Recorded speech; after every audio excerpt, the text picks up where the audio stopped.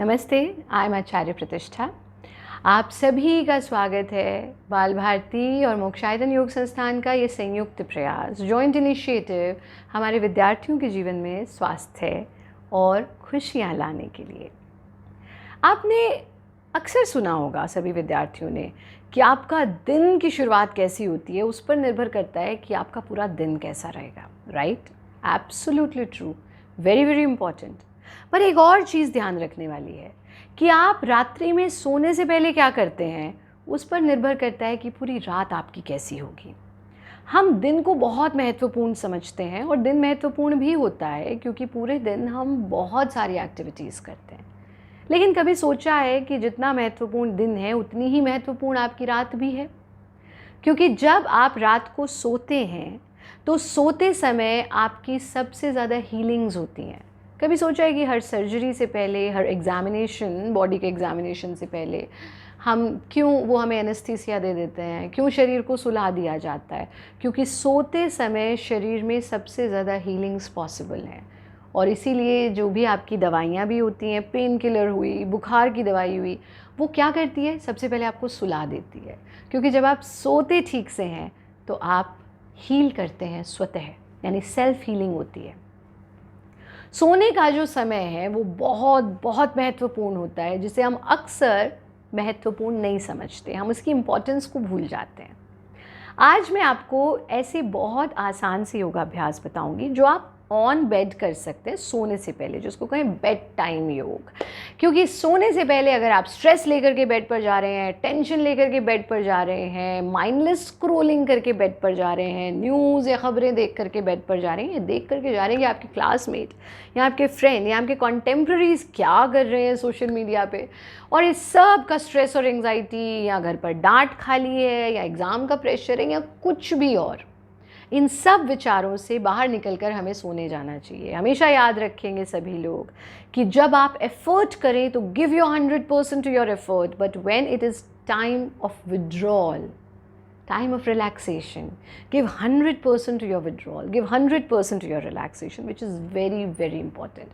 हम एफर्ट करते हुए भी 100% नहीं देते हैं, हम विड्रॉल भी 100% नहीं करते हैं, जिसकी वजह से हम आधे अधूरे लाइफ जीते रहते हैं, है ना? इसलिए ना तो टॉपर हो पाते हैं, ना ही पूरी तरह से गिव अप कर पाते हैं, बीच में अटके रह जाते हैं, और ये बहुत समस्या का कारण हो जाता है।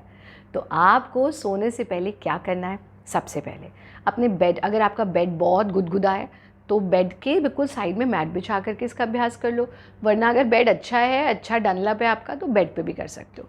सबसे पहली चीज़, दिन भर की थकान के बाद जो सबसे पहला इफेक्ट होता है ना, वो हमारी स्किन पर होता है, जो हम रियलाइज़ ही नहीं करते। और इसीलिए आजकल तो सब कहते हैं, अरे आचार्य जी हम तो भी बहुत कम उम्र के हैं, आपकी स्किन तो इतनी ग्लो करती है, हमारी स्किन पर तो कोई ग्लो ही नहीं है। तो सबसे पहले तो शांत होकर के बैठेंगे और कुछ बहुत बेसिक सी प्रैक्टिसेस शुरू करते हैं, जैसे पूरा फेस पर फोकस एंड स्माइल करना एंड स्ट्रेच करना। Okay, smile,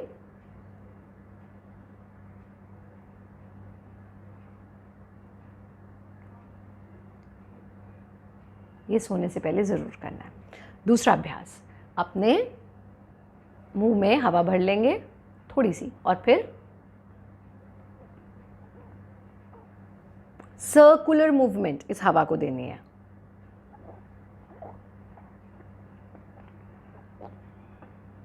clockwise, anti clockwise 5 times, ठीक है। तीसरे अभ्यास में इस हवा को राइट और लेफ्ट ले जाना है।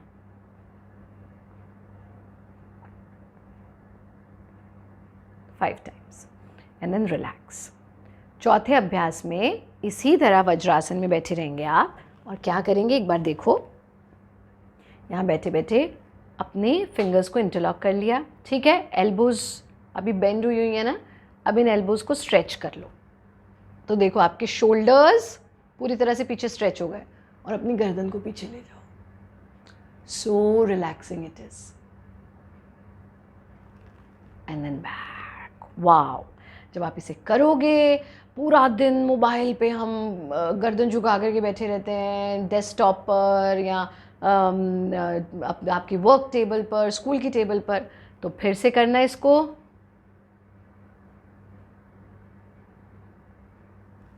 रिलैक्स। ऐसा आप 5 टाइम्स करेंगे। फिर हम अपनी कमर के बल लेट जाते हैं बेड पर। ठीक है, बहुत इजी काम करना है। विपरीत जानुभू स्पर्श, दोनों पैरों को फोल्ड करना और अपनी हील से अपने हिप्स को टच कर देना। विद्यार्थी तो आसानी से कर सकते हैं इसको। ठीक है, और दोनों पैरों के बीच में शोल्डर विड्थ, शोल्डर की जितनी चौड़ाई है उतना गैप देना। अब जो आपका राइट घुटना है उसको लेफ्ट पंजे से छूना है और फिंगर्स को इंटरलॉक करके सर के नीचे टिका देंगे ऐसे, और लेफ्ट घुटने को ज़मीन से छू देंगे, गर्दन को राइट साइड ला। Very relaxing it is. And then back, inhale and do it on another side. Exhale, inhale, elbows shall remain firm on the floor। 5 times इन्हें करेंगे, पैरों को फैला देंगे। और अंतिम अभ्यास जो बहुत बहुत सूदिंग है, जैसे हम छोटा सा बच्चा होता है ना, जब माँ के गर्भ में, ऐसे दोनों पैरों को फोल्ड करना और बस पेट के अगेंस्ट प्रेस करना। अगर आप बिल्कुल डिनर करने के बाद कर रहे हो इन प्रैक्टिसेस को तो ये वाला अभ्यास स्किप कर देना, लेकिन कायदे में आपको 7 o'clock तक डिनर कर लेना चाहिए। And if you are sleeping at 10 तो आपको 3 hours का गैप मिल जाता है। ठीक है, पैरों को फैला देना। Now just relax your entire body, पूरे शरीर को ढीला छोड़ देना और यहीं से फिर हम सो जाएंगे। अच्छा, अगर आप उठ रहे हो तो ऐसे सीधा नहीं उठेंगे कभी भी, हमेशा करवट लेंगे और करवट लेकर के उठेंगे। अगर आप ये बिफोर बेड योगाभ्यास करते हो, आप देखोगे कि आपको नींद तो गहरी आएगी आएगी, साथ में धीरे धीरे आपकी स्किन ग्लो करने लगेगी, आपके बाल भी सुंदर काले लंबे होने लगेंगे। और चाहे हमारी बच्चियां हैं या बच्चे हैं, सभी के लिए ये क्रियाएं बहुत बहुत लाभकारी हैं। अब तो आप ये सारी क्रियाएं सीख चुके हैं, तो आप घर पर जाकर अपने पेरेंट्स को भी कहिए कि देखो मैंने आज एक अच्छी चीज़ सीखी है, आप भी मेरे साथ करिए। क्योंकि हम लोग बुराई को फैलाने में बिल्कुल नहीं चूकते हैं ना, कुछ भी बुरी चीज़ हो तुरंत आगे फॉरवर्ड करते हैं। तो अगर कोई अच्छी चीज़ हमें दिखती है या जिससे हमें फ़ायदा होता है और हमें लगता है दूसरों का भी फ़ायदा हो सकता है, उसको ज़रूर आगे फैलाना चाहिए। आप सभी विद्यार्थियों के लिए ढेर सारा आशीर्वाद, ढेर सारी शुभकामनाएं।